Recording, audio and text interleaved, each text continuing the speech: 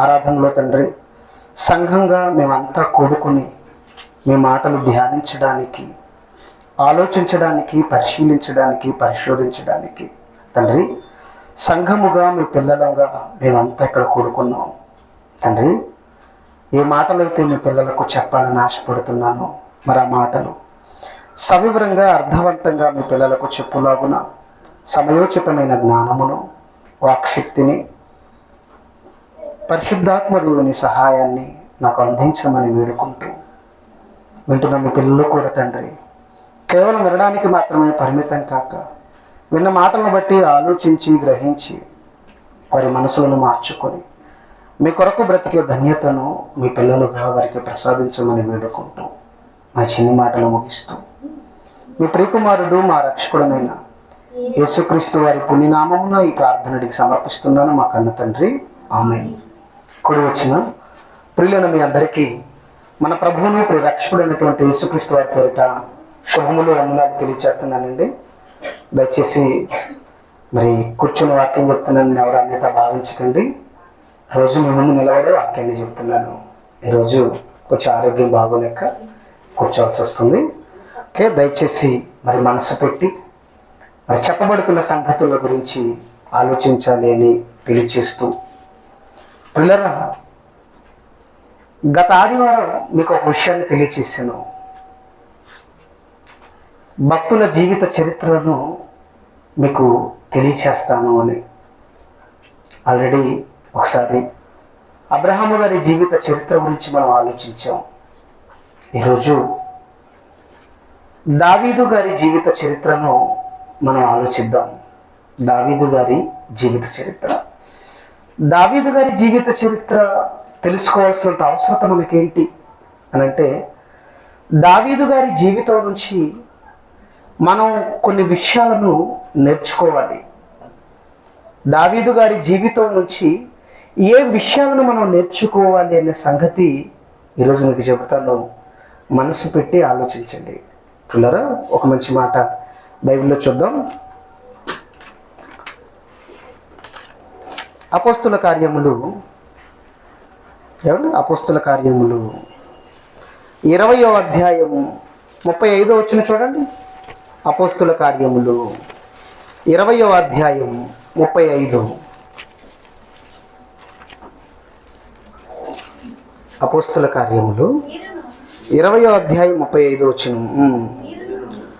మీరును ఇలాగు ప్రయాసపడి బలహీనులను సంరక్షింపవలెననియు పుచ్చుకొనుట కంటే ఇచ్చుట ధన్యము అని ప్రభు అయిన యేసు మాటలు జ్ఞాపకం చేసుకొనవలెననియు అన్ని విషయములలో మీకు మాదిరి చూపితినని చెప్పెను. అన్ని విషయములలో మీకు మాదిరి చూపితిని అంటున్నాడు పౌలు గారు. అన్ని విషయాలలో అక్కడున్న సంఘాలకు మాదిరిగా ఉన్నాడట. మాదిరి చూపించాడు. అంటే మాదిరి అంటే నేను ఎలా బ్రతికానో మీరు కూడా దేవుని కోసం అలానే బ్రతకండి. పౌలు గారు నానాడు ఉన్న సంఘాలకు మాదిరిగా చూపించాడు, మాదిరిగా బ్రతికాడు, మాదిరి చూపించాడు. అంటే పౌలు గారి జీవితాన్ని చూస్తే దేవుని కోసం ఎలా బ్రతకాలో మనకు అర్థమవుతుందా అంటే అర్థమవుతుంది. ఒక పౌలు గారి జీవితాన్నే కాదండి, పరలోకానికి అర్హత సాధించిన భక్తుల జీవితాలన్నిటి నుండి మనం కొన్ని విషయాలు నేర్చుకోవాలి.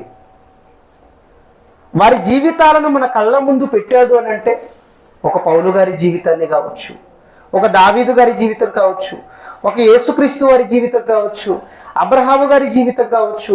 ఇలా బైబిల్లో ఎంతో మంది భక్తుల జీవిత చరిత్రలను మన కళ్ళ ముందు పెట్టాడు అని అంటే, వారి జీవితాల గురించి రాయించి ఇచ్చాడు అని అంటే, వారి జీవితాల నుండి మనం ఏదో నేర్చుకోవాలని దేవుడు అనుకుంటున్నాడు. వారి జీవితాల ద్వారా మనకి ఏదో నేర్పాలనుకుంటున్నాడు. అందుకే ఈరోజు భక్తుల జీవిత చరిత్రలు బైబిల్లో మన కళ్ళ ముందు ఉన్నాయి అని అంటే, వారి జీవితాల నుండి ఏదో దేవుడు మనకు నేర్పించాలి అనుకుంటున్నాడు. కనుక ఆలోచిద్దాం. ఒక్కొక్క భక్తుల జీవిత చరిత్రలు మనం చూద్దాం. వారు ఎలా బ్రతికారు దేవుని కోసం, వారి జీవితాలు మనకు ఏం నేర్పుతున్నాయన్న సంగతులు ఒక్కొక్కటిగా మనం ఆలోచిద్దాం. ఏమండి, మరి ఈరోజు మనం ఆలోచించబోయే భక్తుడు, దేవునికి ఇష్టానుసారుడైన వ్యక్తి దావీదు గారి జీవితాన్ని ఈరోజు మనం చూడబోతున్నాం. దావీదు గారి జీవితం అనగానే దావీదు గారి జీవితంలో అన్ని విషయాలను, అన్ని సందర్భాలను గురించి నేను మాట్లాడడం లేదండి. కేవలం మనకు అవసరమైన ప్రాథమిక విషయాలను మరి దావీదు గారి జీవితం నుంచి ఈరోజు మనం ఆలోచిద్దాం.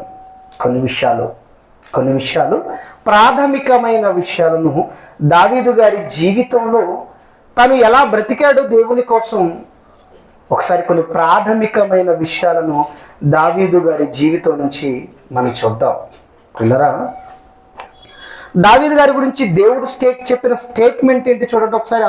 ఇదే అపోస్తుల కార్యాలు 13వ అధ్యాయం 22వ వచనం చూడండి. ఇదే అపోస్తుల కార్యములు 13వ అధ్యాయము 22వ వచనం. తరువాత అతనిని తొలగించి దావీదును వారికి రాజుగా ఏర్పరచెను.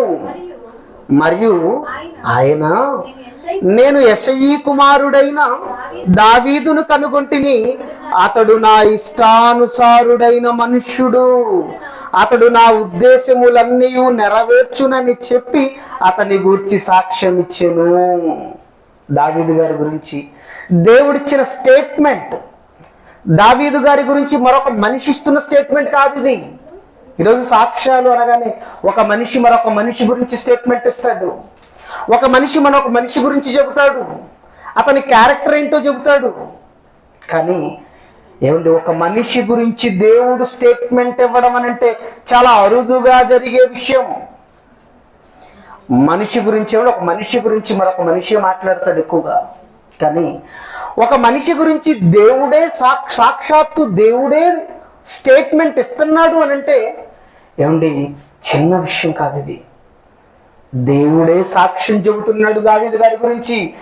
దావీదు నా ఇష్టానుసారుడైన మనుష్యుడు, అతడు నా ఉద్దేశములన్నీ నెరవేర్చునని అతని గురించి చెప్పాను, అతనితో చెప్పాను. ఏమండి, సాక్ష్యం ఇచ్చాడు అతని గురించి.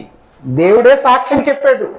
దావీదు నా ఇష్టానుసారుడైన మనుషుడని దేవుడే చెప్పాడు అని అంటే ముమ్మాటికి మనం అందరం అంగీకరించి తీరవలసిందే. దేవుడే చెప్పాడు, నా ఇష్టానుసారుడైన మనుషుడు అన్నాడు. దేవుడే దిగొచ్చి సాక్షాత్తు మన కన్న తండ్రి అయిన దేవుడే, దావీదు నా ఇష్టానుసారుడైన మనుషుడు, అతడు నా ఉద్దేశాలన్నీ నెరవేర్చాడు అని చెప్పాడు అని అంటే చిన్న విషయమా? దేవుని ఉద్దేశాలను, దేవుని మనసును తెలుసుకొని, ఆయన ఉద్దేశాలు తెలుసుకొని ఆ ఉద్దేశాలు నెరవేర్చడం అనేది చాలా చిన్న విషయం కాదు. ఎంత కష్టపడి ఉంటాడు మహానుభావుడు, ఎంతగా దేవుని ఇష్టాలను నెరవేర్చిన వాడై దేవుని ఇష్టానుసారుడైన మనుషుడిగా బ్రతికాడు అనేది మనకు అర్థం అవ్వాలి అని అంటే దావీదు గారి జీవితాన్ని మనం చూడాలి. ఒక్కొక్కటిగా మనం ఆలోచిద్దాం. దావీదు గారి జీవితంలో మనకు అవసరమైన కొన్ని ప్రాథమికమైన విషయాలను దావీదు గారి జీవితం నుంచి ఈరోజు ఒక్కొక్కటిగా మనం ఆలోచిద్దాం. పిల్లరా, మొదటిగా సమూయేలు మొదటి గ్రంథము 17వ అధ్యాయం. సమూయేలు మొదటి గ్రంథము 17వ అధ్యాయం 26వ వచనం చూడండి. సమూయేలు మొదటి గ్రంథము 17వ అధ్యాయం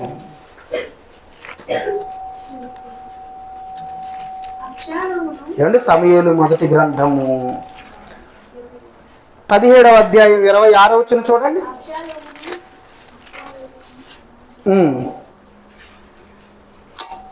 సమూయేలు మొదటి గ్రంథము 17వ అధ్యాయం 26వ వచనంలో దావీదు అంటున్నాడు, జీవము గల దేవుని సైన్యమును తిరస్కరించుటకు ఈ సున్నతి లేని ఫిలిష్తీయుడు ఎంతటి వాడు. బైబిల్ చరిత్ర మనకు తెలుసు. యాకోబు ద్వారా ఇశ్రాయేలీలను దేవుడు యాకోబు ద్వారా ఇశ్రాయేలీలు దేవుడు పుట్టించాడు.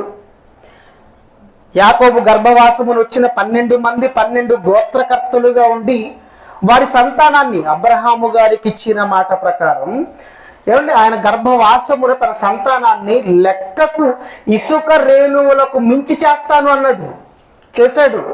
ఐగుప్తిలో ఇశ్రాయేలీల సంఖ్య పెరిగిపోతుంది నానాటికి.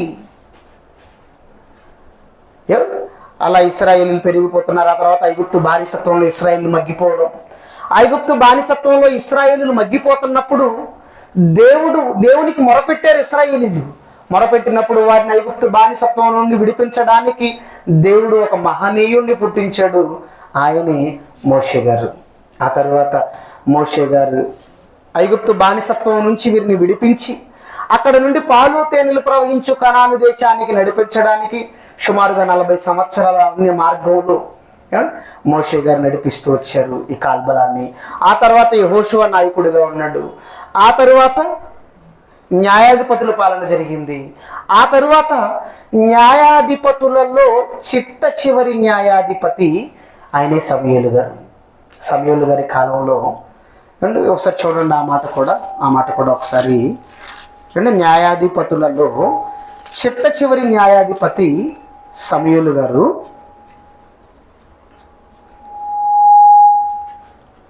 ఆ సమూయేలు గారి తరువాత ఇశ్రాయేలీయులందరూ సమూయేలు గారి దగ్గరికి వచ్చి, నువ్వు వృద్ధుడు అయిపోయావు, మీ పిల్లల ప్రవర్తన ఏమో బాగోలేదు, కనుక మాకు సకల మర్యాదల చొప్పున, సకల లోక మర్యాద చొప్పున మాకు ఒక రాజుని నియమించమని అడుగుతారు. మొదటి సమూయేలు గ్రంథం 8వ అధ్యాయము.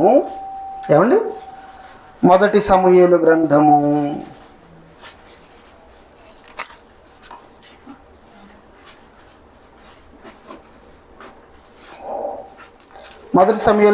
8వ అధ్యాయానికి రండి. 7వ అధ్యాయం 15 వచనం చూడండి. సమూయేలు మొదటి గ్రంథము 7వ అధ్యాయం 15 వచనం. సమూయేలు తాను బ్రతికిన దినములన్నీ ఇశ్రాయేలీయులకు న్యాయాధిపతిగా ఉన్నాడట. సమూయేలు తాను బ్రతికిన కాలమంతా ఇశ్రాయేలీయులకు న్యాయాధిపతిగా ఉంటే ఆ సమూయేలు తరువాత తన పిల్లలి ప్రవర్తన ఏమీ బాగోలేదు. అప్పుడు ఏం జరిగింది ఒకసారి 8వ అధ్యాయం, ఇదే మొదటి సమూయేలు గ్రంథం 8వ అధ్యాయం 5వ వచనం చూడండి. 4వ వచనం నుంచి ఇశ్రాయేలీల పెద్దలందరూ కూడి రామాలో సమూయేలు నొద్దకు వచ్చి, చిత్తగించుము, నీవు వృద్ధుడవు, నీ కుమారులు నీ ప్రవర్తన వంటి ప్రవర్తన గలవారు కారు గనుక సకల జనుల మర్యాద చొప్పున మాకు ఒక రాజును నియమింపుము, అతడు మాకు న్యాయము తీర్చునని అతనితో చెప్పిరి. అప్పటి వరకు మోషే గారు నడిపించారు నాయకుడిగా ఉండి ఇశ్రాయేల్ కాల్బలాన్ని. ఆ తర్వాత మోషే తదనంతరం యెహోషువ నాయకత్వాన్ని తీసుకున్నాడు. యెహోషువ నాయకుడిగా ఉండి ఇశ్రాయేల్ నడిపించాడు. ఆ తర్వాత న్యాయాధిపతుల పాలన ప్రారంభమైంది. ఆ న్యాయాధిపతులలో చిట్ట చివరి న్యాయాధిపతి సమూయేలు గారు. సమూయేలు గారు తను బ్రతుకు దినములంతయు న్యాయాధిపతిగా వ్యవహరించాడు ఇశ్రాయేలీలకి. ఆ తరువాత అతని వంటి ప్రవర్తన కలవారు కారు మీ పిల్లలు అని ఇశ్రాయేలీల పెద్దలందరూ కూడి వచ్చి సమూయేలు దగ్గర విజ్ఞాపన చేశారు. అప్పుడు ఈ విషయం వెంటనే సమూయేలు గారు దేవుడికి చెప్పాడు. దేవుడికి చెప్పగానే దేవుడు ఏమంటున్నాడు చూడండి. 8వ వచనం 7వ వచనం చివరి మాట. 7వ వచనం చివరి మాట 7వ వచనం చదవండి. అందుకు యెహోవా సమూయేలునకు సెలవిచ్చినదేమనగా, జనులు నీతో చెప్పిన మాటలన్నిటి ప్రకారము జరిగింపుము, వారు నిన్ను విసర్జింపలేదు గాని తమ్మును హేలకుండా నన్నే విసర్జించి ఉన్నారు. నన్ను విసర్జించేశారు సమూయేలు. నువ్వెందుకు బాధపడతావు? వాళ్ళు విసర్జించింది నిన్ను కాదు, నన్ను విసర్జించారు. అయినా సరే వాళ్ళు కోరుకున్నట్టుగానే సకల లోక మర్యాద చొప్పున వారికి ఒక రాజుని ఏర్పాటు చేయి. అయితే ఆ రాజు ఎలా ఉంటాడు, ఏం చేస్తాడు, మిమ్మల్ని ఎలా పాలిస్తాడు అన్న సంగతి వారికి చెప్పి అప్పుడు రాజుని చేయమంటాడు. సమూయేలు గారు చెప్తారు, అయినా పర్లేదు మాకు రాజు కావాలంటారు. వెంటనే దేవుడు చూపించిన ఒక వ్యక్తి, అతనే సౌలుని ఇశ్రాయేలీల మీద రాజుగా అభిషేకం చేశాడు. ఎవరు? సమూయేలు గారు. సమూయేలు గారు ఇశ్రాయేలీయుల మీద సౌలుని రాజుగా చేశాడు. సౌలు తన రాజ్యాన్ని పరిపాలిస్తున్నాడు. ఆ తరువాత సౌలు తరువాత వచ్చిన రాజే దావీదు. సౌలు, దావీదు, సొలొమోను దావీదు తర్వాత ఆ తరువాత రాజ్యం రెండుగా చీలిపోయింది. సొలొమోను కాలంలో చివరికి వచ్చేసరికి రాజ్యం రెండుగా చీలిపోయి ఉత్తరాన 10 గోత్రాలు, దక్షిణాన 2 గోత్రాలు, వారు ఇశ్రాయేలీయులుగా వీరు యూదులుగా విడిపోవడం జరిగింది. అంటే రాజ్యం రెండుగా చీలిపోయింది. అంటే సౌలు తరువాత ఉన్న రాజు దావీదు. ఈరోజు ఆ దావీదు గారి గురించి మనం ఆలోచిస్తున్నాం. ఏమండి ఇక్కడ సందర్భం ఏంటంటే సౌలు ఏమంటే ఇప్పుడు వీళ్ళంతా యెహోషువ తర్వాత న్యాయాధిపతుల పాలన జరిగింది. ఆ తర్వాత న్యాయాధిపతుల్లో చివరి న్యాయాధిపతి సమూయేలు గారు. తర్వాత సమూయేలు గారి పిల్లల ప్రవర్తన బాగోలేదని వారు మాకు వద్దండి, మాకు సకల లోక మర్యాద చొప్పున ఒక రాజుని చేయమని అడిగారు. వీళ్ళు కోరుకున్నట్టుగానే దేవుడు ఒక రాజుని నియమించాడు. అతనే సౌలు. సౌలు రాజ్యాన్ని పరిపాలిస్తున్నాడు. సౌలు రాజ్యాన్ని పరిపాలిస్తున్న కాలంలో ఫిలిస్తీయుల మీదకి యుద్ధానికి వెళ్ళవలసిన సమయం వచ్చింది. అయితే ఫిలిస్తీయుల మీదకి యుద్ధానికి వెళ్ళడానికి సిద్ధపడ్డారు. ఇటు ఇశ్రాయేలీలు, అటు ఫిలిస్తీయులు. ఇటు ఇశ్రాయేలీలు, అటు ఫిలిస్తీయులు ఇద్దరు యుద్ధానికి నిలబడ్డారు. ఇదంతా మీకు ఎందుకు చెప్పాను అంటే ఈ సందర్భం కోసం చెప్పాల్సి వచ్చింది. ఇటు ఇశ్రాయేలీలు, అటు ఫిలిస్తీయులు ఇద్దరు యుద్ధానికి నిలబడిన తరువాత ఫిలిస్తీయుల సైన్యములో నుండి ఒకే ఒకడు ముందుకు వచ్చాడండి. వాడే 6 అడుగుల ఆజానుభావుడు గొల్యాతు. గొల్యాతును చూసి అంతా భయపడిపోతున్నారు. ఇటు ఇశ్రాయేలీల సైన్యం, జీవము గల దేవుని పక్షమున యుద్ధం చేయడానికి ఉన్న ఈ సైన్యం అవతల ఆ సైన్యంలో ఒక్కడిని చూసి భయపడిపోతున్నారు. వాడు చూస్తేనేమో చాలా ఎత్తుండిపోయాడు. వాడి ఆకారం చూస్తే భయం వేస్తుంది అందరికీ. ఎవడు ముందుకు వెళ్ళాలో అర్థం కాని పరిస్థితి. వాడి మీదకి యుద్ధానికి వెళ్ళడానికి కూడా భయపడ్డారు. ఏంటి టోటల్ ఫిలిస్తీయుల సైన్యం మీద? ఫిలిస్తీయుల సైన్యాన్ని చూసి కాదు వీళ్ళు భయపడింది, ఫిలిస్తీయుల సైన్యంలో ఒకడిని చూసి భయపడుతున్నారు వీళ్ళు. ఏమండి అప్పుడు దావీదు తన తండ్రి ఆజ్ఞ చొప్పున, తన తండ్రి మాట చొప్పున అన్నల యొక్క యోగక్షేమాలు కనుక్కోవడానికి వచ్చాడు. చిన్నవాడు దావీదు వారి అన్నల యోగక్షేమాలు కనుక్కోవడానికి వచ్చి ఆ ఫిలిస్తీయుడైనటువంటి ఆ గొల్యాతు యెహోవాని మాట్లాడే విధానం చూసి అసలు ఈ సున్నతి లేని ఫిలిస్తీయుడు ఎవడు ఏమంటున్నాడు చూడండి. 1 సమూయేలు 17వ అధ్యాయం 26వ వచనం. ఇదే 1 సమూయేలు గ్రంథం 17వ అధ్యాయం 26వ వచనం చూడండి. దావీదు అంటున్నాడు, జీవము గల దేవుని సైన్యములను తిరస్కరించుటకు ఈ సున్నతి లేని ఫిలిస్తీయుడు ఎంతటి వాడు? జీవము గల దేవుని సైన్యాన్ని తిరస్కరిస్తాడా వీడు? ఏమండి గొల్యాతు మాట్లాడుతున్న మాటలు చూసి తట్టుకోలేకపోయాడు దావీదు. దేవుణ్ణి అంటుంటే, యెహోవాని అంటుంటే పడలేకపోయాడు. సున్నతి లేని ఈ ఫిలిస్తీయుడు జీవము గల దేవుని సైన్యమును తిరస్కరించడానికి ఎవడు వీడు? ఈరోజు వీడిని నేను చంపేస్తాను అంటున్నాడు. ఏమండి అలా మాట్లాడుతూ అడుగుతున్నాడు, ఒకవేళ వాడిని చంపితే, ఆ గొల్యాతుని చంపితే రాజుగారు ఏం బహుమానం ఇస్తాడు అని నలుగురిని అక్కడక్కడ సైన్యంలో అడుగుతుంటే ఆ మాట అక్కడక్కడ అలా పాక్కుంటూ చివరికి రాజు దగ్గరికి వెళ్ళిపోతుంది. సౌలు దగ్గరికి వెళ్ళగానే సౌలు పిలిపిస్తాడు. దావీదుని పిలిపించి, నువ్వు చిన్నవాడివి, నీకు సరిపోదు, బలం సరిపోదు వాడిని ఓడించడానికి, వాడి మీద గెలవడానికి నీకు ధైర్యం సరిపోదు, బలం సరిపోదు అనగానే దావీదు మాట్లాడుతున్న మాట ఏంటో 36 వచనం చూడండి. 17వ అధ్యాయం 36. 1 సమూయేలు 17:36. మీ దాసుడనైన నేను, అంతకుముందు నేను ఇట్లా గొర్రెలు కాస్తూ ఉంటాను, ఆ గొర్రెలు కాస్తున్నప్పుడు ఎలుగుబంటి, సింహం ఆ గొర్రెల మీద దాడి చేస్తున్నాయి, ఆ మంద మీద దాడి చేశాయి, వాటి నుండి విడిపించి నేను నా మందను కాపాడాను అని చెబుతూ, మీ దాసుడనైన నేను ఆ సింహమును ఆ ఎలుగుబంటిని చంపితినే, జీవము గల దేవుని సైన్యమును తిరస్కరించిన ఈ సున్నతి లేని ఫిలిస్తీయుడు వాటిలో ఒకదాని వలె అగుననియు, సింహము యొక్క బలము నుండి ఎలుగుబంటి యొక్క బలము నుండి నన్ను రక్షించిన యెహోవా ఈ ఫిలిస్తీయుల చేతిలో నుండి కూడాను నన్ను విడిపించునని చెప్పెను. అందుకు సౌలు, పొమ్ము, యెహోవా నీకు తోడుగా నుండునుగాక అని దావీదుతో అనెను. ఏమండి ఈ సందర్భం మనం ఆలోచించడానికి చదువుకుంటూ వెళ్ళిపోతుంటే చాలా సింపుల్గా ఉంది, మనకి చాలా సింపుల్ అనిపిస్తుంది. కానీ ఆ మాట మాట్లాడుతున్నాడంటే దాని వెనుక దావీదు గారికి ఉన్న స్ట్రెంత్ ఏంటి, అసలు ఆ పరిస్థితుల్లో ఆ మాట మాట్లాడడం ఏంటి అంటే ఆలోచించారు ఎప్పుడైనా సందర్భం దగ్గర ఆగి? ఏంటి అవతల చూస్తేనేమో 6 అడుగుల ఆజానుభావుడు, వాడిని చూసి యుద్ధ విద్యలు నేర్చుకుని ఆల్రెడీ ఎన్నో యుద్ధాలు చేసిన ఈ ఇశ్రాయేలీల సైన్యం భయపడుతుంది వాడి మీద యుద్ధానికి వెళ్ళడానికి. ఆల్రెడీ యుద్ధ విద్యలన్నీ వచ్చు, ఆల్రెడీ యుద్ధాలు చేశారు. యుద్ధ విద్యలు వచ్చి యుద్ధాలు చేసిన ఈ సైన్యమే భయపడుతుంటే అప్పటికే దావీదు గారు ఈ మాట మాట్లాడే టయానికి యుద్ధ విద్యలు ఏమన్నా వచ్చా దావీదు గారికి? లేదు. యుద్ధం ఎలా చేయాలని చెప్పి ట్రైనింగ్ ఏమైనా తీసుకున్నాడా?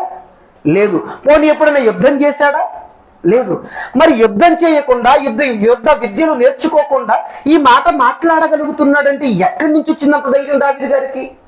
అసలు దావీదు గారికి అంత ధైర్యం రావడం వెనుక కారణం ఏంటి ఆలోచించారు ఎప్పుడైనా?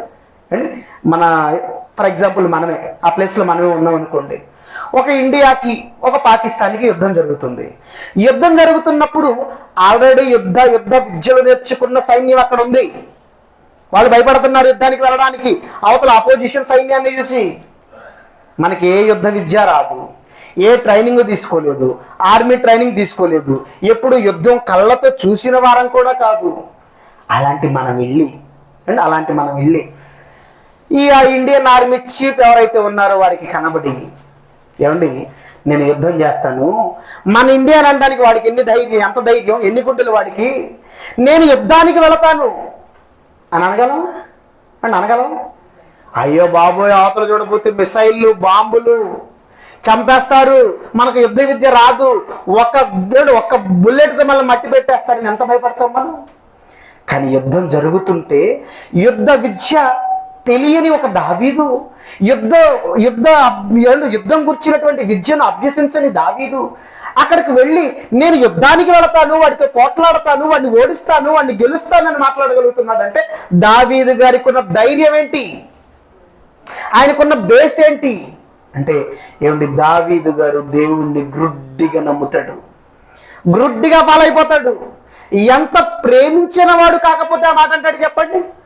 ఈరోజు మన భార్యని ఎవరైనా ఒక మాట అన్నారనుకోండి, వెంటనే భర్త వెళ్ళిపోతాడు వాళ్ళ మీదకి.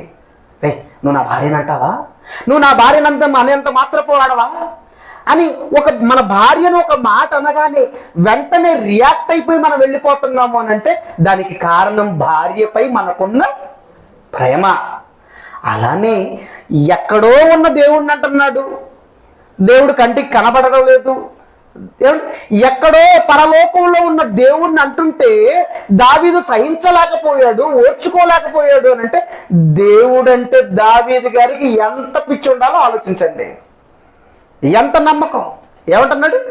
ఒకప్పుడు నేను మందను కాస్తున్నప్పుడు సింహం ఎలుకబంటి ఆ మందపై దాడి చేస్తే ఆ సింహం బారి నుండి ఎలుకబంటి బారి నుండి ఆ మందను కాపాడాను నేను, దేవుడు నన్ను రక్షించాడు ఆ రెండింటి నుండి, ఆ 2 క్రూర మృగాల నుండి రక్షించిన దేవుడు నా దేవుడు ఈ ఫిలిస్తీని చేతి నుండి నన్ను రక్షించడా.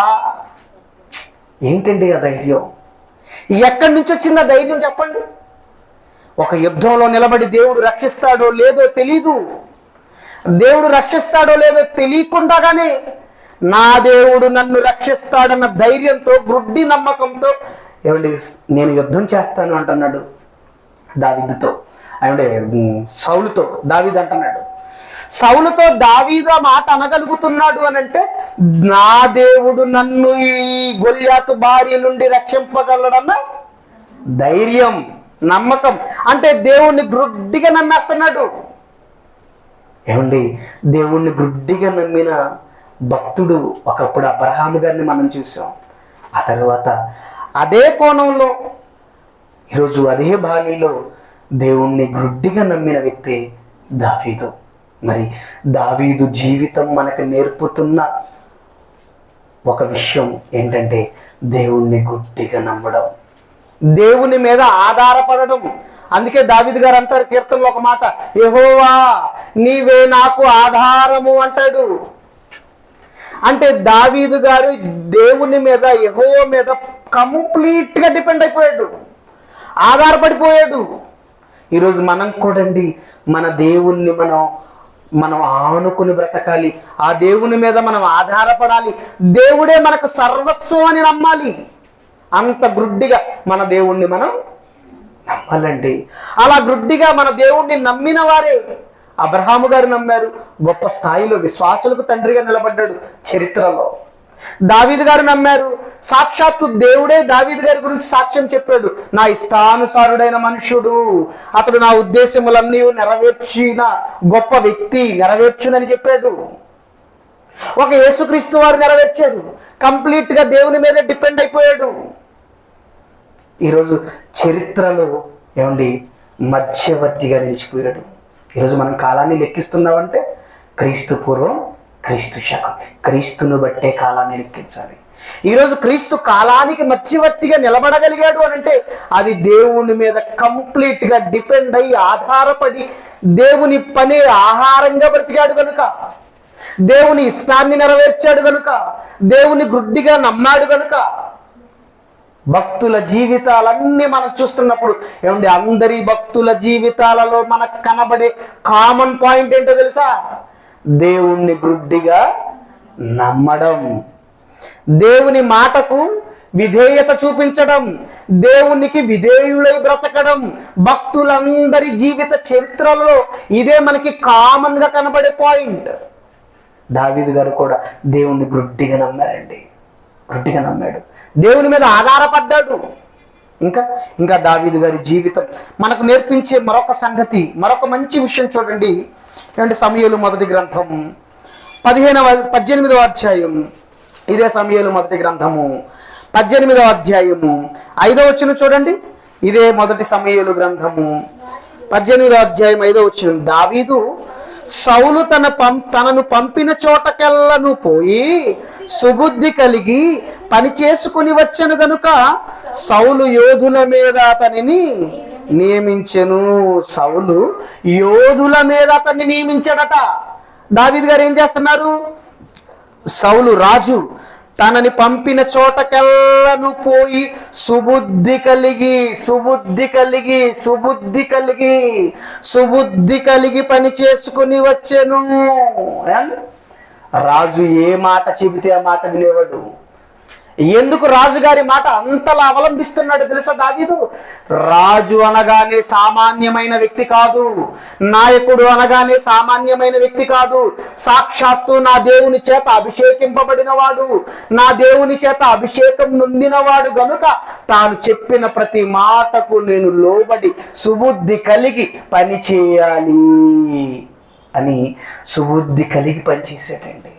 ఈరోజు మనం రాజులు, నాయకులు ఏమంటే రాజు దేవుని చేత అభిషేకం నొందినవాడు తన మాట నేను వినాలి అని తను చెప్పిన ప్రతి పని చేస్తూ తాను పంపిన ప్రతి చోటకు వెళ్ళి సుబుద్ధి కలిగి, దుర్బుద్ధి కాదు, సుబుద్ధి కలిగి, మంచి బుద్ధి కలిగి దావీదు సౌలు పంపిన ప్రతి చోటకు వెళ్ళి సుబుద్ధి కలిగి పని చేసుకొని వచ్చుచుండెను. ఏమి లోబడ్డాడండి సౌలుకు దావీదు. దావీదు గారి జీవితంలో మనకు కనబడే మరొక మంచి సంగతి ఏంటి అంటే లోబడే తత్వం, తగ్గింపు స్వభావం. లోబడే తత్వం, తగ్గింపు స్వభావం. దేవుడు అభిషేకించిన వాని మాట నేను వినాలి అనుకోవడం. ఈరోజు మనం నాయకుడు, పెద్ద బోధకుడు అనగానే మనకి తండ్రి లాంటి వాడు అంతేనా? ఈరోజు సంఘం ఉందండి. ఈ సంఘంలో ఒక నాయకుడిని దేవుడు మన కొరకు నియమించాడు అని అంటే ఆ నాయకుడు మనకి ఏమవుతాడు? ఎలాంటి వాడు అవుతాడు? తండ్రి లాంటి వాడు. మనకి మంచి చెడులు బోధిస్తూ మనల్ని దేవుని పక్షమున, దేవుని పదంలో ముందుకు నడిపించేవాడు నాయకుడు అంటే. కానీ ఈరోజు ఆ నాయకునికి కూడా ఏమిటి కొన్ని సంఘాలలో విలువ లేకుండా మాట్లాడుతున్నారు. దావీదు గారిని చూడండి. సౌలు తను పంపించిన చోటకల్లా వెళ్ళి సుబుద్ధి కలిగి పని చేసుకుంటూ వస్తున్నాడు. సౌలుకు లోబడుతున్నాడు. దేవుని చేత, యెహోవా చేత అభిషేకము నొందినవాడు గనుక ఆ సౌలు మాట నేను వింటాను అంటున్నాడు. ఆ సౌలు మాటకు విని లోబడి బ్రతుకుతున్నాడు దావీదు. ఈరోజు కొన్ని సంఘాలను చూస్తుంటే భయం వేస్తుంది.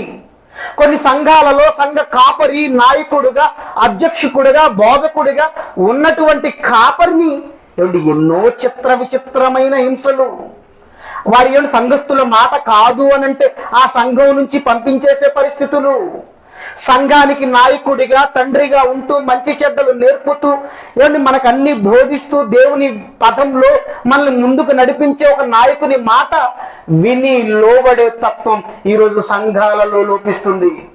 నాయకుడికి లోబడటం లేదు ఎవరు? నువ్వు మాకు చెప్పేదేంటి, చాలే, ఇలాంటి డైలాగులు వస్తున్నాయండి సంఘ నాయకుల మీదకి. చాలా మంది బోధకులు వాపోతున్నారు. ఏంటండి, సంఘానికి మేము తండ్రి లాంటి వారమండి, తండ్రిలాగా ఎన్నో మంచి చెడ్డలు సంఘం యొక్క ఆలన పాలన చూస్తూ దేవుని పదవిలో ముందుకు నడిపిస్తున్న మమ్మల్ని ఖాతరు చేయడం లేదండి. మా మీద లేనిపోని నిందలు, లేనిపోని అవమానాలు, హేళనలు ఇవన్నీ చేస్తూ మా మాట అంటే గౌరవించడం లేదు. ఆ మధ్యకాలంలో నేను చూశానండి ఒక సంఘంలో ఒక సంఘస్థుడు అంటున్నాడు కింద కూర్చొని, తనకి వాక్యం చెప్పి బోధించిన తండ్రి లాంటి నాయకునితో, ఏంటి నువ్వు మాకు చెప్పేది, నీకు తెలియదు ముందు. ఇలాంటి లేనిపోని సూటిపోటి మాటలతో సంఘ నాయకులని బాధ పెడుతున్నారు ఈరోజు సంఘస్థులు. కానీ దావీదు గారు అలా కాదండి. నేను గొల్యాతును చంపొచ్చాను, మహనీయుడను, గొప్ప బలం కలిగిన వాడిని, ధైర్యవంతుడను, సాహసవంతుడను, నన్ను మించినటువంటి పరాక్రమశాలి ఈ భూమి మీద లేడు, నువ్వెవరో నాకు చెప్పడానికి అన్నాడు సౌలుతో. అమ్మో, సౌలు ఎవరనుకుంటున్నావు? సాక్షాత్తు దేవుని చేత అభిషేకం నొందినవాడు. సౌలు కంటే నా బలం అధికంగా ఉండొచ్చు, సౌలు కంటే నేను గొప్పవాడిని అయి ఉండొచ్చు, సౌలు కంటే నేను బలంలో, ధైర్యంలో, పరాక్రమంలో పరాక్రమశాలి కావచ్చు. కానీ సౌలు ఎవరో తెలుసా? సాక్షాత్తు యెహోవా చేత అభిషేకము నొందినవాడు. అతను చెప్పిన మాటకు నేను లోబడాలి, అతని మాట నేను వినాలి, అతను చెప్పిన ప్రతి మాటకు లోబడుతూ సుబుద్ధి కలిగి నేను పనిచేయాలి అని సుబుద్ధి కలిగి పనిచేస్తున్నాడండి. లోబడే తత్వం దావీదు గారి జీవితం నుంచి మనం నేర్చుకోవాల్సిన రెండో పాయింట్ ఏంటి? లోబడే తత్వం, విధేయత.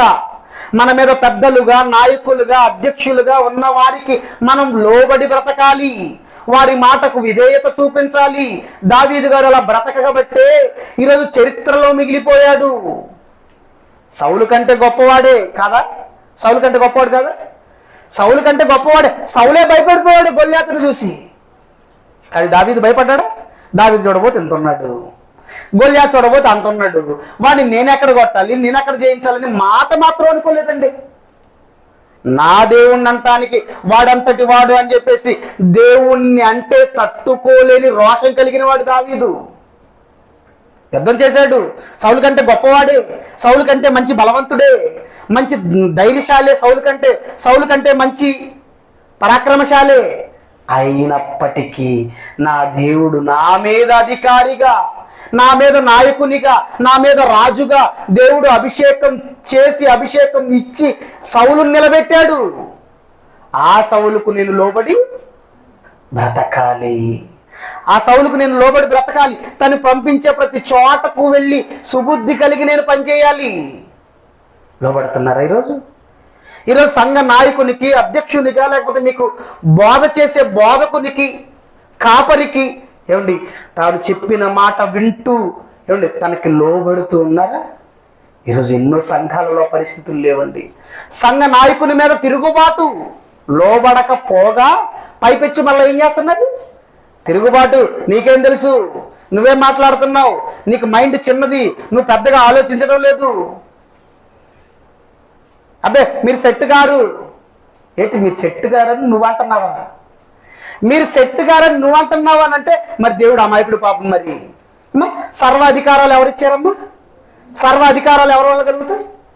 దేవుని వల్లనే. అంటే ఈరోజు ఒక సంఘానికి ఒక నాయకుడిగా, అధికారిగా ఎవరన్నా నియమింపబడుతున్నాడు అని అంటే ఆ ప్రణాళిక, సంకల్పం, ఆ ఉద్దేశం ఎవరిది?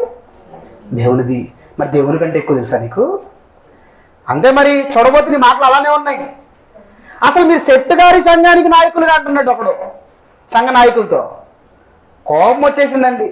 కోపం వచ్చింది. అంటే నేను ప్రత్యక్షంగా ఉన్నాను అక్కడ, చూస్తున్నాను. సంఘస్థుడు సంఘ కాపరి మీద తిరుగుబాటు చేస్తున్నాడు. కోపం వచ్చేసింది, బాధేసింది. ఏంటిది అంటే దేవుని కంటే నీకు ఎక్కువ తెలుసా? దేవుడే నాయకునిగా అధికారిగా నియమించాడు అని అంటే ఆ దేవుని న్యాయాన్ని, ఆ దేవుని మాటను నువ్వేం చేస్తున్నావు? విసర్జించేస్తున్నావు, తప్పు పడుతున్నావు. వద్దు, ఇది సంఘానికి మంచిది కాదండి, సంఘానికి మంచిది కాదు. దావీదు గారిలో ఉన్న మరొక మంచి లక్షణం ఏంటంటే లోబడే తత్వం. లోబడుతున్నాడు నాయకులకి.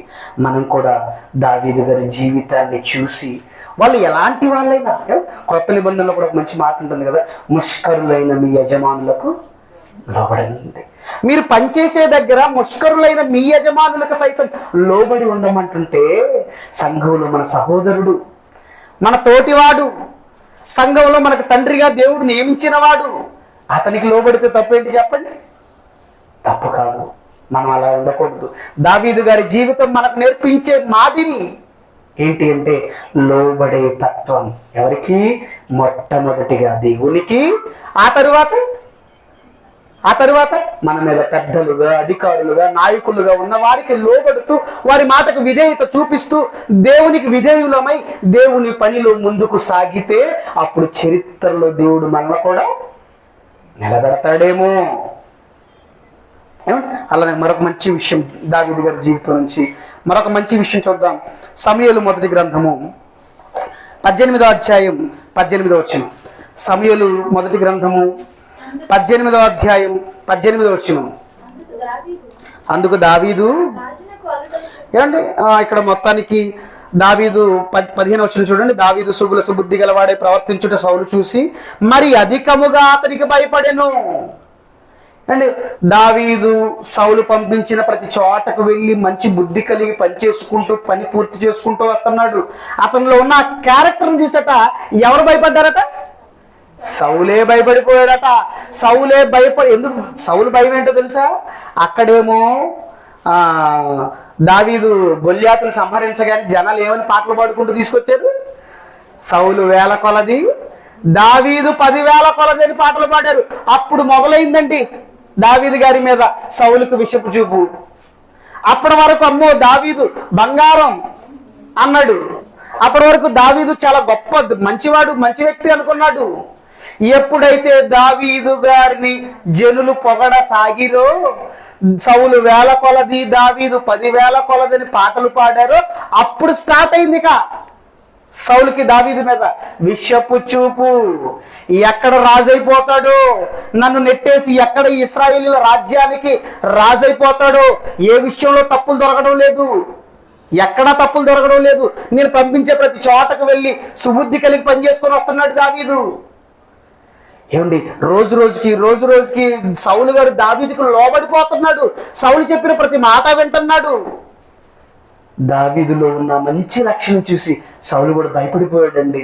ఎక్కడ నన్ను ప్రజల్లో మంచి పేరు వచ్చేస్తుంది, ఎక్కడ నన్ను నెట్టేసి మళ్ళీ అతను రాజు అయిపోతాడని భయపడుతూ ఒక యుక్తి ఆలోచన చేశాడు. నాకు అల్లుడిని చేసేసుకొని ఏదో ఒక విధంగా తను అనగొట్టేద్దామని ప్రయత్నాలు చేశాడు. అప్పుడు దావీదు గారు మాట్లాడుతున్న మాట ఏంటో తెలుసా? నువ్వు రాజునికి అల్లుడు అవ్వాలి అనగానే ఏమండి 18వ అధ్యాయం 15వ వచనం చూడండి.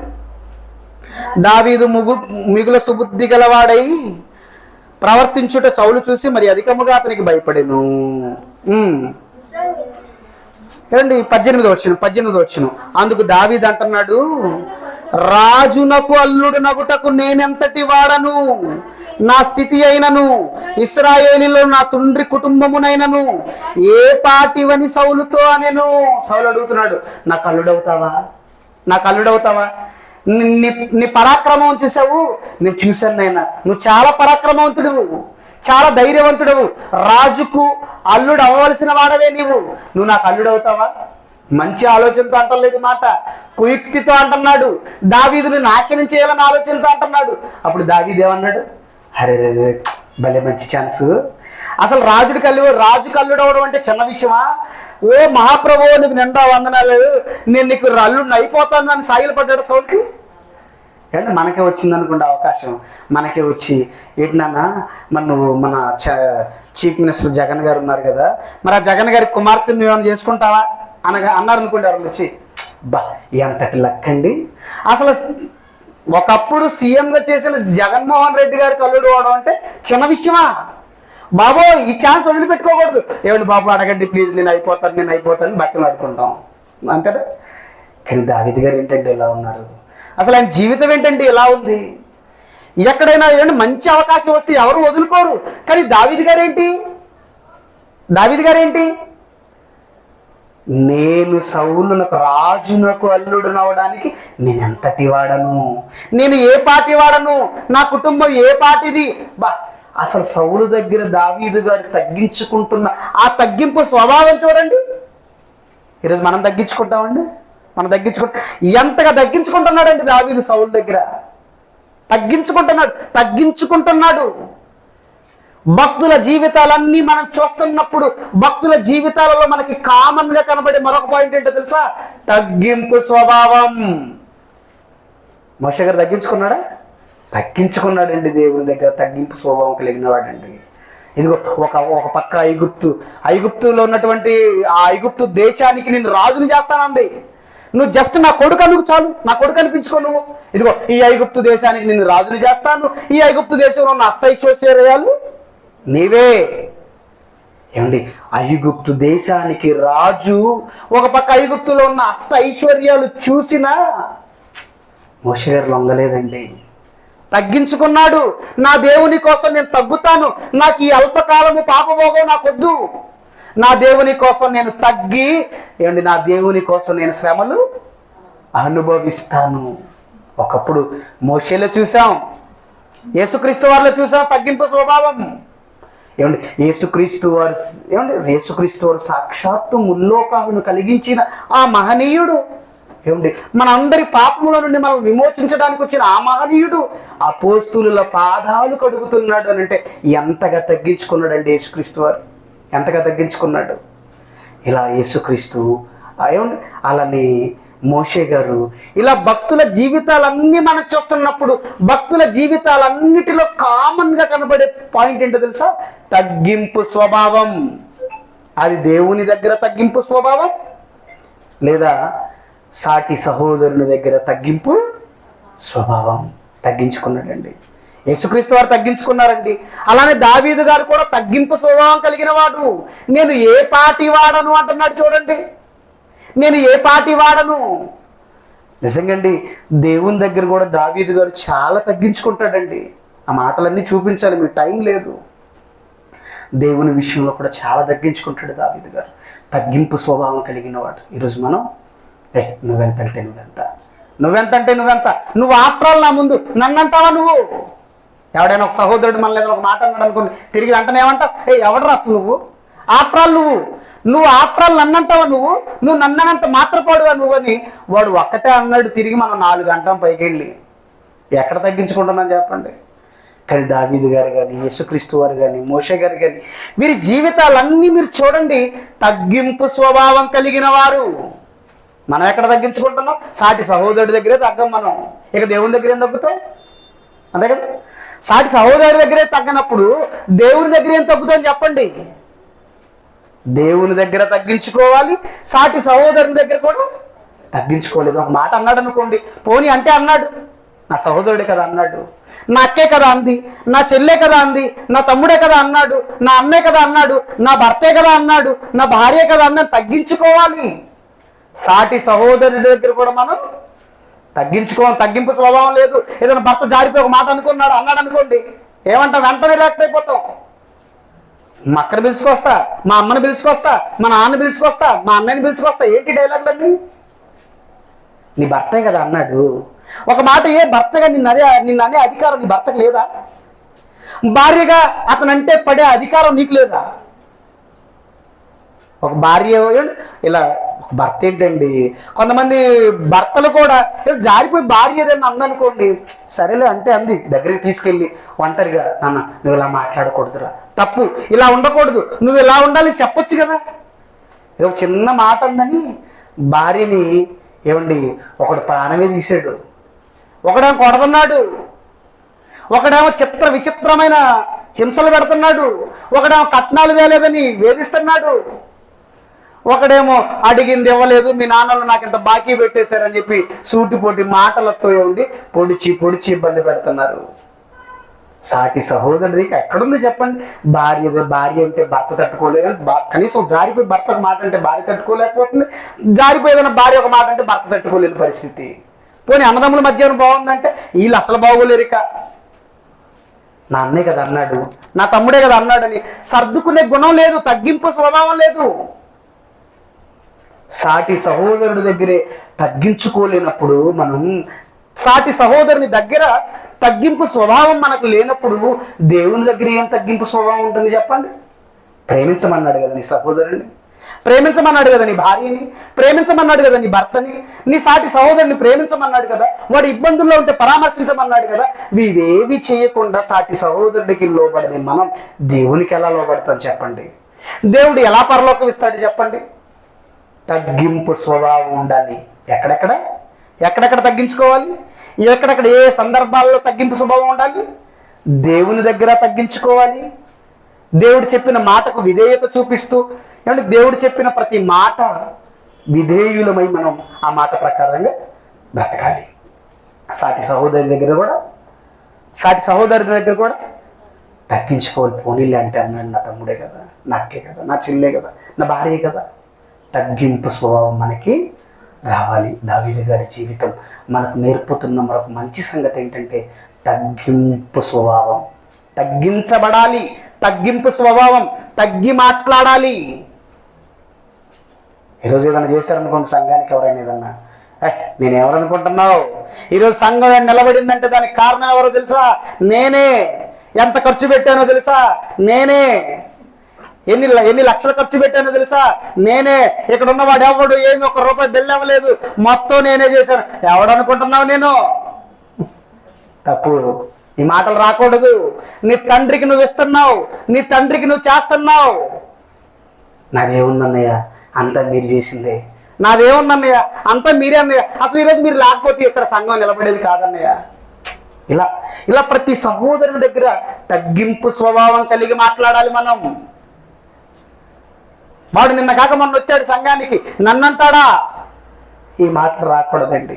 పోనీలు అంటే అన్నాడు, నా సహోదరుడే కదా, నా తమ్ముడే కదా, క్షమించాలి. తగ్గింపు స్వభావం రావాలి.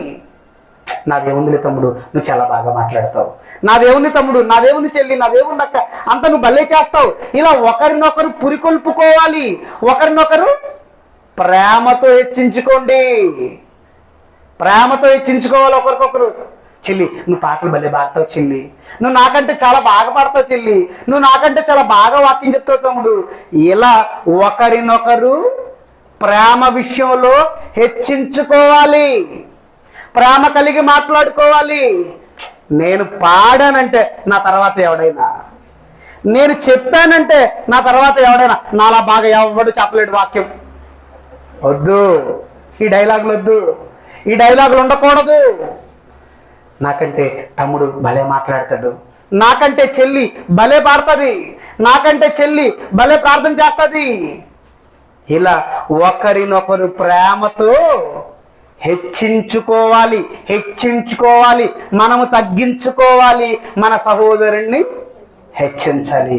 ఆ సహోదరుడు కూడా ఏం చేయాలి? తను తాను తగ్గించుకోవాలి, నిన్ను హెచ్చించాలి. ఇలా ఒకరు ప్రేమ కలిగి ఒకరిని ఒకరు ప్రేమతో హెచ్చించుకుంటే, ఒకవేళ తప్పు చేస్తున్నాడు అనుకోండి, హెచ్చరించుకుంటా ఉంటే ఎంత బాగుంటుందండి సంఘం. తగ్గింపు. మన చుట్టూ ఉన్న మన సహోదరుల మధ్య మనం తగ్గింపు స్వభావం కలిగి ఉండాలి. ఏదో నీ భర్త ఏదో ఒక మాట అన్నాడని వెళ్ళిపోకూడదు అందుని భర్త మీదకి. అఫ్కోర్స్ వాక్యం తెలియకపోవచ్చు నీ భర్తకి, అయినా లోబడి బ్రతకాల్సిందే నువ్వు. నీ భార్య ఏదో ఒక మాట ఉందని వెంటనే వెళ్ళిపోకూడదు నీ భార్య మీదకి నువ్వు. అఫ్కోర్స్ నా భార్యకి వాక్యం తెలియకపోయినా చెప్పాలి, నేర్పించుకోవాలి. తగ్గాలి, తగ్గింపు స్వభావం ఉండాలి. ఒకరి ఎడల ఒకరు ప్రేమ కలగాలి, ప్రేమ కలిగి ఉండాలి. ఒకవేళ ఏదైనా తప్పు చేస్తున్నాడు అనుకోండి, హెచ్చరించాలి. ఎలా? అది కూడా ప్రేమతో. తమ్ముడు, ఇది చేస్తున్నావు కదా, ఇది మంచిది కాదు తమ్ముడు, ఇది మార్చుకో. చెల్లి నువ్వు ఇది చేస్తున్నావు కదా, ఇది మంచిది కాదు, ఇది తప్పు, ఇది మార్చుకో. ఇలా ప్రేమతో హెచ్చరించాలి, ప్రేమతో హెచ్చించుకోవాలి, ప్రేమతో మన సహోదరుల ఎడల మనం తగ్గి ఉండాలి, తగ్గింపు స్వభావం. ఏమండి? అలానే దావీదు గారి రెండు విషయాలను చూపించి ముగిస్తాను నేను. దావీదు గారి జీవితం నుంచి మనం నేర్చుకోవాల్సిన మంచి విషయం, మరొక మంచి విషయం ఏంటో తెలుసా? సమూయేలు, ఇదే మొదటి సమూయేలు గ్రంథం 24వ అధ్యాయం 4వ వచనం చూడండి. ఇదే సమూయేలు మొదటి గ్రంథం 24వ అధ్యాయం 4వ వచనం. ఏమండి ఏమండి ఇక్కడ ఏంటంటే సౌలు దావీదుని చంపాలని ప్రయత్నం చేస్తున్నాడు. ఎందుకంటే సౌలు లోబడి సౌలు పంపించిన ప్రతి చోటకి వెళ్ళి సుబుద్ధి కలిగి పనిచేసుకుంటూ వస్తూ దావీదు అంతకంత డెవలప్ అయిపోతున్నాడు. అంతకంత డెవలప్ అయిపోతుంటే సౌలు దావీదుని చంపాలని ట్రై చేస్తున్నాడు. ఎందుకు? సౌలు వేల కొలది,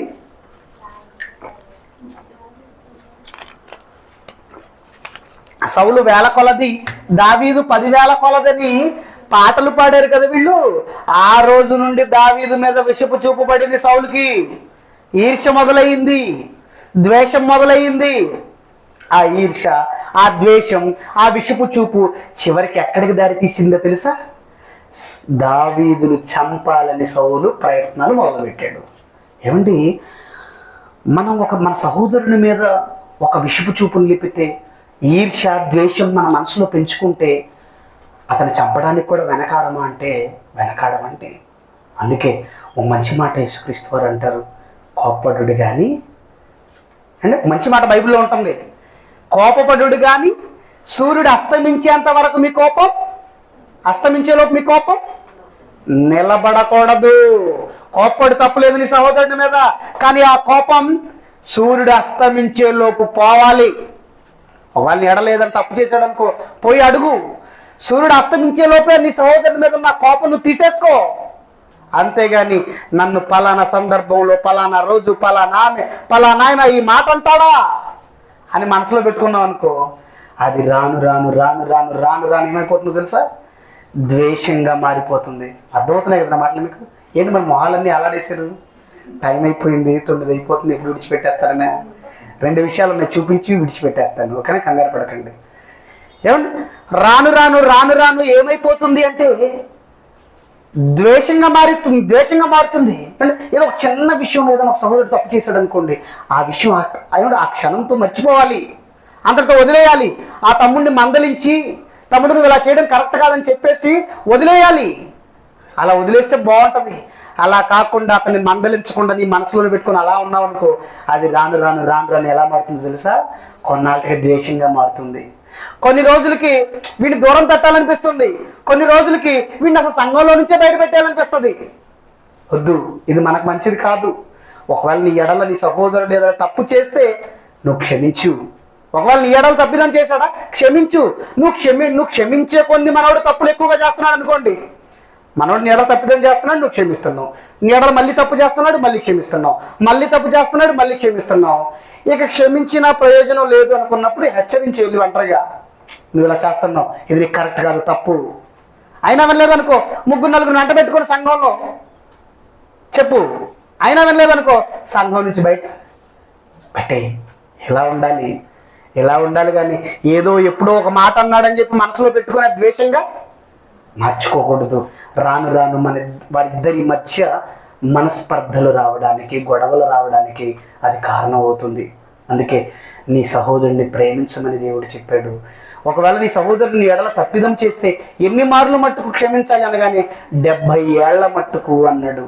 1 సారి, 2 సార్లు, 3 సార్లు, 7 సార్లు, 70 సార్లు అనలేదు, 70 ఏళ్ల మట్టుకు అన్నాడు. నీ జీవితాంతం నువ్వు క్షమిస్తూనే ఉండు నాయన, క్షమిస్తూనే ఉండు. పోని మన సహోదరుడే కదా. ఎందుకు? ఒకవేళ వాడిని క్షమించకపోతే నీ మనసులో వాడి మీద ఈర్ష్య, అసూయ పెట్టుకుంటే అది ఒకనాడు ద్వేషంగా మారిపోతుంది. మీ ఇద్దరి మధ్య గొడవలు, విభేదాలు వస్తాయి. సౌలుది కూడా సేమ్ అదే పరిస్థితి. ఇక్కడ సేమ్ పరిస్థితి. చంపాలనుకుంటున్నాడు దావీదుని, ఎన్నో ప్రయత్నాలు చేస్తున్నాడు, దావీదు మాత్రం చెక్కడం లేదు. సౌలు ప్రయత్నించిన ప్రతిసారి దేవుడు దావీదుని తప్పిస్తున్నాడు. అయితే దావీదు గారి చేతికి ఒకానొక సందర్భంలో సౌలు చిక్కాడు. ఇప్పుడు చెప్పండి, దావీదు గారు సౌలు చంపాలా వద్దా? మనమైతే ఏమంటాం, చిక్కాడేసి అంటావా? అంతే, చిక్కాడేసి. ఏంటి, నన్ను 100 సార్లు చంపడానికి ప్రయత్నం చేశాడు వాడు. ఇలా చంపుతూ నన్ను చంపడానికి ప్రయత్నాలు చేస్తుంటే నేను ఎంతకాలం కాపాడుకోవాలి? నేను ఎంతకాలం భయపడుతూ దాక్కోవాలి? వీటన్నిటికీ ఇంక లేదు, ఇక వాడిని క్షమించేది లేదు, ఇక వాడిని ఉపేక్షించేది లేదు. వాడిని చంపడమో నేను చావడమో తెలుసుకుంటాను అంటాడు. అంతే కదా, మనమైతే అలానే మాట్లాడతాం. నేను వాడిని చంపాలి లేదా నేను చావాలి, ఏదో ఒకటి తెలిపోవాలి.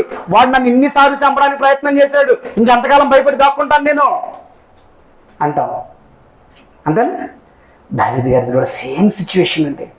సౌలు ఎన్నో ప్రయత్నాలు చేస్తున్నాడు చంపాలని, కానీ దావీదుని సౌలు చంపాలన్న ప్రతిసారి దావీదు తప్పించుకుని వెళ్ళి దాక్కుంటున్నాడు. దేవుడు తప్పిస్తున్నాడు. ఒకానొక రోజు దావీదు చేతికి సౌలు చిక్కాడు. ఇప్పుడు చంపాలా వద్దా? దావీదు చంపాలా? మరి దావీదు చెప్పాడా? చూడండి ఏం చేశాడు, చూడండి. సమూయేలు, ఇదే మొదటి సమూయేలు గ్రంథము 24వ అధ్యాయం 4వ వచనం చదివాం కదా. ఇప్పుడు చదవండి 4వ వచనం. దావీదు చుట్టూ ఉన్న దావీదుని సపోర్ట్ చేసే కొంతమంది జనులు ఉన్నారు కదా, వాళ్ళు అంటున్నారు, అదిగో నీ దృష్టికి ఏది మంచిదో అది నీవు అతనికి చేయనట్లు నీ శత్రువుని నీ చేతికి అప్పగింతునని యెహోవా నీతో చెప్పిన దినము వచ్చెనని అతనితో అనగా, దావీదు లేచి వచ్చి సౌలునకు తెలియకుండా అతని పై వస్త్రపు చెంగు కోసెను. ఇల్లు చూడండి, రెచ్చగొట్టేస్తున్నారు దావీదుని. నిన్ను ఇన్నిసార్లు చంపాలని ప్రయత్నం చేశారు కదా సౌలు, ఈరోజు సౌలు చిక్కాడు నీ చేతికి, చంపేయి. నీ దృష్టికి ఏది న్యాయం అది చేసేయి. దేవుడే చెప్పాడు కదా నీ శత్రువు నీ చేతికి అప్పగిస్తానని. అప్పగించాడు. అప్పగించిన రోజు ఇదే అనుకుంటా, ఏసై సౌలుని అన్నారు. దావీదు ఏం చేశాడు? లేచి వచ్చి సౌలునకు తెలియకుండా అతని పై వస్త్రపు చెంగును కోసెను. సౌలు పై వస్త్రపును తాను కోసెనని దావీదు మనసు నొచ్చి, ఇదేంటంటే ఇది నొచ్చుకోవడం అంటే బాధపడిపోవడం. ఏంటి, ఊరక పై వస్త్రం, ఈ చొక్కా ఉందనుకోండి నాది, చొక్కా వస్త్రం చెంగు కోసుకున్నందుకే బాధపడ్డాడు సౌలు దావీదు. ఏంటి, ఒక దుర్మార్గుడు, దుష్టుడు నన్ను చంపాలని ఎన్నో ప్రయత్నాలు చేస్తున్నాడు, ఈరోజు నా చేతికి చిక్కాడు, నేను వీడిని వేసేయాలనుకున్నాడు. దావీదు గారు వేసేస్తే క్షణం పని దావీదు గారికి. చెప్పండి, చిక్కాడు, వేసేయద్దా? దావీదు వేసేస్తాడు. క్షణం పని దావీదుకి వేసేయడం, చంపడం క్షణం పని. కానీ చంపడం కాదు, బ్రతికించడం గొప్ప. చంపడం కాదు గొప్ప, బ్రతికించడం గొప్ప. చచ్చేవాడిని బ్రతికించడం గొప్ప, చంపడం గొప్పే ఉంది. కానీ దావీదు గారు ఏమిటి, సౌలు తన చేతికి చిక్కినా చంపకుండా ఊరక దేవుడిదిగో ఈరోజు నన్ను నీ చేతికి అప్పగించాడని దానికి గుర్తు కోసం, సౌలుకు తెలియజేయడం కోసం పై వస్త్రపు చెంగు కోసాడండి. ఆ చెంగు కోసినందుకే బాధపడ్డాడట. నొచ్చుకోవడం అంటే ఏంటి? బాధపడ్డాం. ఇటు ఊరకు సొక్క గుడ్డ ముక్కు కొట్టిన కత్తిరించినందుకు బాధపడాలా? అంటే మనం బాధపడతామా?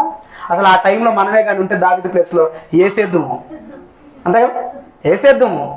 కానీ దావీదు గారు ఊరక చొక్క పై వస్త్రం యొక్క ముక్క కోసినందుకే బాధపడ్డాడంటే ఏం మనసండి దావీదు. క్షమించే గుణం, క్షమాగుణం, క్షమించే తత్వం. దావీదు గారు మనకు నేర్పే మరొక పాఠం ఏంటి? దావీదు గారి జీవితం నుంచి మనం నేర్చుకోవాల్సిన మరొక విషయం ఏంటి? క్షమాగుణం. క్షమాగుణం. మనం కూడా మన సహోదరుని క్షమించాలి. మిమ్మల్ని హింసించు వారి కొరకు ప్రార్థన చేయండి, మీ శత్రువులను ప్రేమించండి, నిన్ను కుడి చెంప మీద కొట్టు వాని వైపునకు ఎడమ చెంప తిప్పండి. నీ సహోదరుని ఎడల తప్పిదం చేస్తే ఎన్ని మార్లు క్షమించాలి? 70 ఏళ్ల మట్టుకు. ఆత్మఫలాల్లో మొదటి ఫలం ఏంటి? ప్రేమ. ఏంటండి బాబు, క్రొత్త నిబంధనలు ఎన్ని మాటలు ఉన్నాయండి. క్షమ, క్షమ, క్షమ, క్షమ, క్షమ, క్షమించాలి, ప్రేమించాలి. ఎన్ని మాటలు ఉన్నాయి చెప్పండి. ఈ మాటలన్నీ చదువుకుంటాం. ఎవడన్నా ఏదైనా ఒక మాట అంటే నన్ను అంటాడా? ఏంటి, ఈరోజు నన్ను బోధకుడు ఇంత మాట అంటాడా? ఈరోజు ప్రసంగం అంతా నా గురించే. ఈరోజు ప్రసంగం అంతా నన్ను ఉద్దేశించి మాట్లాడిందే. నన్ను అనేంత మాత్రం కూడా అడుగుతాను, రేపు రావాలి, కడిగేస్తాను, తుడిచేస్తాను, ఇడిచేస్తాను, పొడి చేస్తాను. ఏంటి ఇవన్నీ? కానీ దావీదు గారి జీవితం చూడండి ఎలా ఉంది. మన జీవితాలు ఎలా ఉన్నాయి, దరిద్రం. కానీ దావీదు గారి జీవితం చూడండి క్షమించాడు. ఏమంటే కూరకు గుడ్డ కోసినందుకు బాధపడ్డాడండి. అసలు ఎందుకు బాధపడ్డాడు తెలుసా? గుడ్డ కోసినందుకు చూడండి, చదవండి, త్వరగా ముగిస్తాను. సౌలు పై వస్త్రం తాను కోసినని దావీదు మనసును వచ్చి, ఇతడు యెహోవా చేత అభిషేకము నొందినవాడు గనుక యెహోవా చేత అభిషిక్తుడనైన నా ప్రభువునకు. వాట్ ఏ వండర్ఫుల్ వర్డ్స్ అండి. చెప్పుకుంటూ వెళ్ళిపోతుంటే దావీదు గారి గురించి అలా మాట్లాడుతూ ఉండాలనిపిస్తుందండి బాబోయ్ నాకు. ఏంటి అసలు ఈ మాటలేంటి చూడండి. యెహోవా చేత అభిషేకము నొందినవాడు గనుక యెహోవా చేత అభిషిక్తుడైన నా ప్రభువు అంటున్నాడు. చూడండి, నా ప్రభువు. ఏంటి, నీ ప్రాణాలు తీయాలని చూసిన వాడిని కూడా ఏమని సంబోధిస్తున్నావు? నా ప్రభువా. ఎక్కడి నుంచి వచ్చిందండి దావీదు గారికి ఇంత మంచి మనసు? అసలు దావీదు గారి మనసు ఏంటండి? మనల్ని ఎవరైనా ఒక మాట అంటేనే వాడట్ట ఈమట్ట నన్నే అంటదా, ఆమె సంగతి ఆమెను చూసుకోమను. గురిగింజ, మళ్ళీ దీనికి ఒక ఉపమానం అలంకరిస్తారు. ఏం ఉపమానం తెలుసా? గురిగింజకంట గురివిందకంట తాను కిందనున్న నలుపు కనబడదట. నన్ను అంటుంది ఆమెంత మాత్రం ఆమె చూసుకోమను. నన్ను అంటాడా ఆడిదాడిని చూసుకోమను. అదే కదా ఈరోజు మన మాటలు. అదే మనల్ని ఇంకా చంపడానికి, మన ప్రాణాలు తీయడానికి ప్రయత్నించాడు అనుకో, సన్నాసుడు, ఎప్పుడు పోతాడు, నా పాలిట పడ్డాడు, ఏ కదా మనం అంటాం. ఏం మాటలు మాట్లాడుతాం మన మనుషులు. మనం ఏం మాటలు మాట్లాడుతాం? ఈ నా పాలిటే పడాలా, నన్ను చంపడానికే ప్రయత్నిస్తాడా వాడు, అంత వాడు ఇట్ట, వాడు అది ఇది గుడ్డు గూసని తెగ మాట్లాడేస్తాం. కానీ దావీదు ఏమంటున్నాడండి? నా ప్రభువు. బా, ఏంటండి, ప్రాణం తీయాలని చూసిన వాడిని నా ప్రభువు అంటున్నాడా? మరి మనం దావీదు గారిలో ఉన్న ఏ క్వాలిటీస్ మనలో కనపట్ల? నా ప్రభువు, ప్రాణం తీయాలని చూసినా నా ప్రభువు అంటున్నాడంటే ఏంటండి దావీదు గారి మనసు? ఇంకా చూడండి, యెహోవా చేత అభిషేకము నొందినవాడు గనుక యెహోవా చేత అభిషిక్తుడైన నా ప్రభువుకు నేను ఈ కార్యము చేయను. యెహోవాను బట్టి అతనిని నేను చంపను. బా, ఏంటండి దావీదు గారు భయపడుతున్నాడు దేవుడికి. నేను చంపడం నాకు కాసేపు పని కాదు, కానీ యెహోవాను బట్టి నేను అతన్ని చంపను. ఎందుకంటే సాక్షాత్తు నా దేవుడైన యెహోవా అభిషేకించిన వాడితడు, అతని చేత అభిషేకము నొందిన వాడితడు, అతని చేత అభిషేకము నొందిన నా ప్రభువుకు ఇలాంటి పని బాబోయ్ నేను చేయను. ఇంకెక్కడ మనం ఏంటి అసలు? ఏంటండి దావీదు గారి మనసు? మనం ఎక్కడ, దావీదు గారు ఎక్కడ? మన బ్రతుకు విధానం ఎక్కడ, దావీదు గారి బ్రతుకు విధానం ఎక్కడ? ఆలోచించండి. ఇంకా చాలా సంగతులు ఉన్నాయండి దావీదు గారి చరిత్ర గురించి, వారి జీవితం నుంచి మనం నేర్చుకోవాల్సింది. రేపు గురువారం దావీదు గారి జీవితం నుంచి మనం నేర్చుకోవలసిన మరికొన్ని విషయాలను తెలియచేస్తాను. ఓకే, కళ్ళు మూసుకోండి, చిన్న ప్రార్థన చేసుకుందాం. మమ్మల్ని మిక్కిలిగా ప్రేమించిన మా కన్న తండ్రి, మహోన్నతుడా, ప్రేమ కలిగిన దేవా తండ్రి, గడిచిన కాలం అంతా తండ్రి మీరు ఎక్కల చోటును మమ్మల్ని భద్రపరిచి ఆయుష్నిచ్చారు, మంచి ఆరోగ్యాన్ని ఇచ్చారు. అందును బట్టి మీకు కృతజ్ఞతలు తెలియచేస్తూ తండ్రి, కొద్ది నిమిషాలు మీ మాటలు మీ పిల్లలకు అందించాను, వ్యర్థంగా పోక తండ్రి, విన్న మాటలను బట్టి మీ పిల్లలు ఆలోచించి గ్రహించి వారి మనసులను మార్చుకుని మీ కొరకు బ్రతికే ధన్యతను తండ్రి మీ పిల్లలుగా వారికి ప్రసాదించండి. విలువైన సంగతులు తెలియచేశాను తండ్రి, విలువైన సంగతులు దావీదు గారి జీవితం నుంచి మేము నేర్చుకోవాల్సిన విషయాలు ఏంటో, ఆ దావీదు గారి జీవితం మాకు ఏమి పాఠాలు నేర్పుతుందో అన్న సంగతి ఆలోచించాం కొద్ది నిమిషాలు తండ్రి. మిగిలిన విషయాలను కూడా తండ్రి మరొకసారి మేమంతా కలిసి కూడుకుని మీ మాటలు ధ్యానించుటకు తండ్రి మా ఎడల మీ కృప చూపించమని అర్థిస్తూ, విన్న మీ పిల్లలు కూడా వీరి విడిచిపెట్టే వారిగా ఉండక విన్న మాటలను బట్టి తండ్రి వారి ప్రవర్తనను మార్చుకుని మీ కొరకు బ్రతుకుతూ అనేక మందికి మీ పిల్లలు మాదిరిగా ఉండినట్లు మీ కృప చూపించమని అర్థిస్తూ మా చిన్ని మాటలు ముగిస్తూ మీ ప్రియకుమారుడు మా రక్షకుడునైన యేసుక్రీస్తు వారి పుణ్యనామముని ప్రార్థనడికి సమర్పిస్తున్నాను మా కన్న తండ్రి. ఆమేన్.